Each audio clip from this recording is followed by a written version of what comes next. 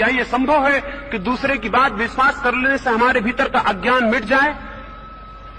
हम कितने ही गहरेपन से विश्वास करें, कितना ही दृढ़ विश्वास करें, हमारा अज्ञान कैसे मिटेगा?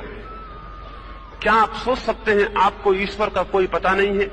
आप विश्वास कर लें कि ईश्वर है, बहुत गहरा विश्वास कर लें, सारे प्राणों से विश्वास कर लें, तो भी आपके भीतर किसी आंतरिक बिंदु पर आपको ज्ञात रहेगा कि मुझे ईश्वर का कोई पता नहीं है।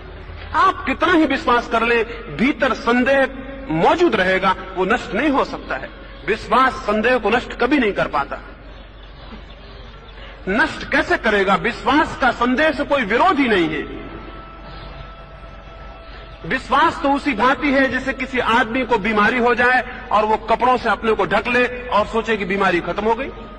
जैसे किसी को बहुत गहरा फोड़ा हो जाए, किसी को कैंसर हो जाए, नासूर हो जाए, वो अच्छे अच्छे फूलों से उसको ढक ले और सोचे कि मेरी बीमारी खत्म हो गई। विश्वास तो ऊपर से ढांक लिया जाता है, लेकिन भीतर की रुग्णता, भीतर का अज्ञान उससे कैसे मिटेगा? विश्वास तो वस्त्रों की भांति है, वो आपके प्राणों को परिवर्तित नहीं कर सकता है। प्राणों का परिवर्तन तो विवेक से आएगा, स्वयं के अंतः विवेक से आएगा, स्वयं की प्रज्ञा के जागने से आएगा। इसलिए विश्वास मार्ग नहीं है। लेकिन हमको तो समझाया गया है कि विश्वास मार्ग है, और हमको तो कहा गया है कि जो विश्वासी हैं वे ही स्वर्ग पहुंच जाएंगे और जो विश्वास नहीं करते उनके लिए स्थान नरक होगा। और हमको तो कहा गया है विश्वास नहीं करोगे तो नष्ट हो जाओगे। ये बातें बिल्कुल झूठ हैं। ये बातें झूठ हैं और किसी चीज को प्रचारित करने के लिए बार बार कही गई हैं। विश्वास से कहीं कोई कभी नहीं पहुंच सकता, क्योंकि विश्वास संदेह का विरोध नहीं है। विश्वास से संदेह का अंत नहीं होता। हाँ, संदेह मिट जाए तो व्यक्ति सत्य को उपलब्ध होता है, और संदेह विश्वास से कभी नहीं मिटता। संदेह मिटता है विवेक से। इसे थोड़ा समझे। संदेह भीतर पैदा होता है और विश्वास बाहर से आते हैं। जो भीतर पैदा होता है वो बाहर से आई हुई किसी भी चीज से ढांका जा सकता है, मिटाया नहीं जा सकता।